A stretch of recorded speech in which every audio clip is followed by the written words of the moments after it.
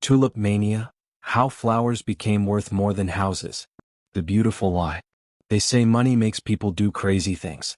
But what if I told you, once upon a time, it wasn't gold or oil or real estate? It was flowers. Yes, flowers. In the winter of 1637, in the richest nation on earth, a single tulip bulb could buy you a luxurious canal house in Amsterdam. Merchants traded them like treasure. Farmers mortgaged their land to own them.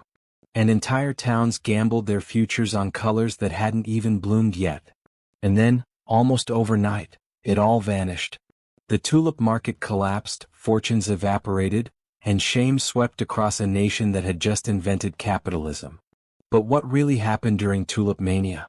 Was it the world's first financial bubble, or one of history's most misunderstood stories? And more importantly, are we repeating it right now, just with different flowers? Welcome to World Financial Mysteries, where history warns the future. Section 1. The World Before the Bloom, the Dutch Golden Age. The Netherlands, early 1600s. A small, damp, wind-battered country that had somehow become the richest place on earth. After breaking free from Spanish rule, the Dutch Republic unleashed a golden age of trade, art, and science. Amsterdam was its heart, a city built on ambition and water, pulsing with opportunity. Here the Dutch East India Company or VOC ruled the seas. Their ships sailed to Asia bringing back silk, tea, porcelain, and spices, treasures Europe had never seen. But it wasn't just the ships that changed the world, it was how people owned them. For the first time in history, anyone could buy shares in a company. Ordinary citizens could invest in global trade and profit from it. That simple innovation, joint stock ownership, created something entirely new, a market based on belief. It was the dawn of modern capitalism. And once people learned they could make money without lifting a finger, the stage was set for madness. The arrival of the tulip, exotic beauty in a cold land. The tulip wasn't born in Europe. It came from the mountains of Central Asia, nurtured in the gardens of the Ottoman Empire. To the Turks, the tulip was sacred, a symbol of paradise. Sultans embroidered them on robes, poets compared them to the divine. When tulips arrived in the Netherlands around 1560, brought by a botanist named Carolus Clusius, they were unlike anything the Dutch had ever seen. In a land where most flowers bloomed in dull whites and yellows, tulips exploded in crimson, violet, and gold. Some even displayed mysterious streaks of flame, the result of a rare virus that altered their pigments. To the wealthy Dutch, tulips became a symbol of refinement. Owning them meant you had taste, intellect, and money. But there was a problem: they were hard to grow and even harder to replicate. The rarest varieties, like Semper Augustus, were stunning, white petals with blood-red flames, and almost impossible to breed. Scarcity met beauty. And when those two forces collide, prices rise. From curiosity to commodity, the market awakens.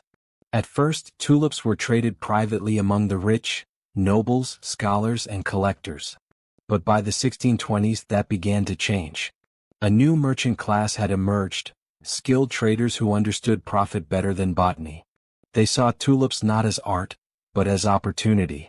Soon, tulip bulbs weren't being planted for beauty, they were being bought for speculation. Contracts were drawn up. Bulbs were sold not when they bloomed, but months before while still buried underground. People began trading promises, futures, the right to buy or sell tulips at a future date. The first modern financial derivatives. And just like that, the flower became a financial instrument. A simple bulb of color became a piece of paper, worth more than gold. The rise, the dream of instant wealth. The tulip trade spread like wildfire. Taverns turned into informal exchanges. At night, crowds of merchants, craftsmen, and farmers would gather, drinking ale and shouting bids for bulbs they'd never seen. One bulb could change hands 10 times in a single evening. The rarest tulips were given nicknames: Viceroy, Admiral Leefkens, Semper Augustus. Each was like a celebrity, its price climbing every week. A single bulb of Semper Augustus was said to cost 10,000 guilders, enough to buy a grand townhouse along Amsterdam's Harengracht Canal, or feed an entire family for half a lifetime. People began selling possessions, land, even dowries, all to invest in bulbs. In one story, a sailor mistakenly ate a valuable tulip bulb, thinking it was an onion. The bulb was worth more than his ship's entire cargo. But the real madness wasn't the price, it was the belief that prices could only go up. And that's when greed became contagious. Everyone joins the game, a nation obsessed. By 1635, tulip contracts were being traded everywhere. Teachers, barbers, bakers, even chimney sweeps joined in. It didn't matter if you knew how tulips grew, all you needed was courage or foolishness. People formed tulip syndicates, pooling money to buy expensive bulbs together. Farmers sold livestock to join in. Servants borrowed from their masters. Everyone wanted to be part of the bloom. And why not? As one merchant bragged, "I bought a bulb for 100 guilders and sold it for 1,000. Who can work that fast?" The newspapers celebrated tulip trading. Artists painted them. Poets praised them. Even churches tolerated them. After all, tulip profits filled collection boxes. The country wasn't farming flowers, it was farming dreams. The market reaches heaven. By 1636, tulip trading had become a national pastime and a national addiction. Formal tulip exchanges opened in major towns: Amsterdam, Haarlem, Alkmaar, and Rotterdam. Speculative contracts were called wind handle or wind trade, because nothing physical changed hands. A piece of paper could make you rich or ruin you. Some bulbs sold for 40 times the annual salary of a skilled craftsman.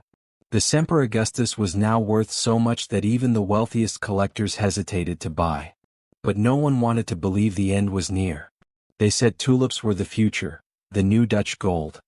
And then, on a cold February night in 1637, someone refused to buy. The collapse, when the music stopped. It happened in Haarlem. A routine auction. Merchants gathered as usual, ready to bid. But for reasons no one remembers, maybe a storm, maybe nerves, the buyers didn't show. No one made the first offer. The room fell quiet. And that moment, that single pause, shattered everything. Word spread like wildfire. The buyers are gone. The prices are falling. Within hours, panic took hold. By morning, the entire tulip market had frozen. No one wanted to buy. Everyone wanted to sell. Contracts were worthless. Debts unpaid. Fortunes erased. A bulb that once sold for thousands of guilders could barely fetch 10. Some traders went bankrupt overnight. Others disappeared, leaving debts behind. Taverns that had once echoed with laughter became silent halls of regret. The flower that symbolized beauty now stood for madness. The aftermath, blame and broken dreams. When the bubble burst, chaos followed. Merchants demanded the government intervene. Lawsuits flooded the courts, sellers demanding payment, buyers begging for mercy. But how could you enforce a contract for something now worthless? The Dutch government proposed a compromise. Buyers could cancel their tulip purchases by paying a small fine, 3.5% to 10% of the contract's value. But it didn't solve the real problem, trust. People stopped trading altogether. No one wanted to be fooled again. For years, pamphlets and sermons condemned the tulip fools. Painters depicted skeletons holding tulips, symbols of greed and death. Moralists said it was divine punishment for arrogance. And the Dutch, who had prided themselves on discipline and reason, were suddenly a global punchline. A flower had brought a nation to shame. Myth versus reality. Did Tulip Mania really destroy the economy? Here's where the story gets interesting. For centuries, Tulip Mania was told as a cautionary tale, the world's first financial bubble that bankrupted an entire nation. But recent historians have a different view. Research shows that while tulip prices collapsed, the broader Dutch economy barely noticed. The Dutch Golden Age continued. Trade, art, and science kept flourishing. So what gives? It turns out that most of the traders were already wealthy. Merchants and speculators who could afford to lose. Ordinary people weren't ruined on a massive scale as legend claims. In fact, the real damage was psychological. Tulip Mania became a mirror, showing how even the most rational, educated society could be consumed by greed. It wasn't just about flowers. It was about faith, faith in endless growth, in paper promises, in the belief that tomorrow will always be richer than today. And that, historians agree, is what makes Tulip Mania timeless. Why we fall for bubbles, the psychology of greed. Why do people chase bubbles, again and again? The answer lies in the brain. Tulip Mania revealed 3 psychological traps that never disappear. 1. The bandwagon effect. When everyone around you is making money, sitting out feels like failure. You join in, not because it's smart, but because everyone else is doing it. 2. FOMO, fear of missing out. Each new success story feels like proof that you're missing the opportunity of a lifetime. You don't want to be the only one left behind when fortunes are made. 3. The greater fool theory. You know the prices are insane. But you think, someone dumber will buy it from me for more. Until you realize, you're the final fool. Those same forces that drove 17th century tulip traders, drive modern investors every day. We tell ourselves it's different now. That technology or data or intelligence will save us. But the brain doesn't evolve that fast. Human emotion still beats logic. History repeats, from tulips to tech. Fast forward 400 years. Different world. Same story. In the 1990s, it was dot-com stocks, companies with no profits, just promises. In 2008, it was real estate, mortgages bundled into dreams. And in the 2020s, it was crypto, NFTs, and meme stocks. A pixelated JPEG sold for $23 million. Dogecoin, a joke, reached a market cap of $88 billion. GameStop, a dying retail chain, soared from $4 to $483, powered not by profit but by hype. The details change. The psychology doesn't. We still chase stories. We still believe we're smarter than the last generation. And we still mistake speculation for success. Just as tulip traders bragged in taverns, we post gains on social media. Just as they used handwritten contracts, we use crypto wallets. The tools evolve, the behavior stays the same. The pattern of every bubble. Every financial bubble, from tulips to tech, follows the same 6 stages. 1. Innovation, something new, exciting, and hard to understand emerges. 2. Adoption, early believers make money. Skeptics start to doubt themselves. 3. Euphoria, prices surge. Everyone wants in. 4. Complacency, warning signs appear but are ignored. This time is different. 5. Panic, one bad headline. One missed sale. The illusion breaks. 6. Collapse, prices crash. Blame begins. History repeats. Sound familiar? It's not just economics, it's human nature. Tulip Mania was simply the first time we saw it written in ink. Every generation must live its own version of that story to truly understand it. The lasting legacy, flowers of memory. Today, the Netherlands celebrates tulips every spring. Fields of red, yellow, and purple stretch to the horizon, breathtaking reminders of beauty and fragility. The tulip is now a national symbol of pride, not shame. It represents rebirth, art, and trade. But underneath that beauty lies a ghost, a whisper of the madness that once consumed a nation. A reminder that beauty can blind, and greed can bloom from admiration. For centuries, the phrase Tulip Mania has been used as shorthand for every irrational bubble that followed. It's a story told not to mock but to warn. Because the lesson wasn't about flowers, it was about people. 3 timeless lessons from Tulip Mania. Let's take a moment to reflect. 400 years later, what does Tulip Mania still teach us? Lesson 1. Value is an agreement, and agreements can break. Money, stocks, crypto, houses, they all depend on collective belief. When that belief fades, value disappears overnight. The tulip wasn't worthless, until everyone agreed it was. Lesson 2. The crowd is not your friend.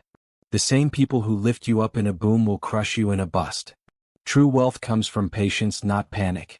The greatest investors in history, from Buffett to Templeton, built fortunes by staying calm when everyone else lost their minds. Lesson 3. Every boom is built on a beautiful lie. Tulips were beautiful. So was the dream they sold, easy wealth through nature's art. Today that lie wears new disguises. AI stocks will never fall. Crypto will replace banks. But behind every bubble is the same illusion. This time it's different. It never is. The warning, the next tulip. Until next time. Stay curious, stay cautious, and never bet your house on a flower. The question isn't whether another bubble will happen. It's when and what shape it will take. Maybe it'll be digital currency. Maybe it'll be artificial intelligence. Maybe something we can't even imagine yet. But rest assured, the pattern will return. Because as long as humans dream of getting rich quickly, the seeds of mania will always find fertile soil. The tulip was just the first bloom of a recurring madness. A flower that showed us how fragile value really is. The flower that fooled the world. For centuries ago, the Dutch fell in love with a flower. And in their love, they discovered a truth that still haunts every economy. Value is not found in things, it's found in belief. When belief grows too fast, it becomes obsession. And when obsession replaces reason, even the most beautiful flower can become a curse. So the next time you see a market rising faster than logic can explain, remember the tulips. Remember the houses they could buy. And remember how quickly they wilted. Because history doesn't repeat itself.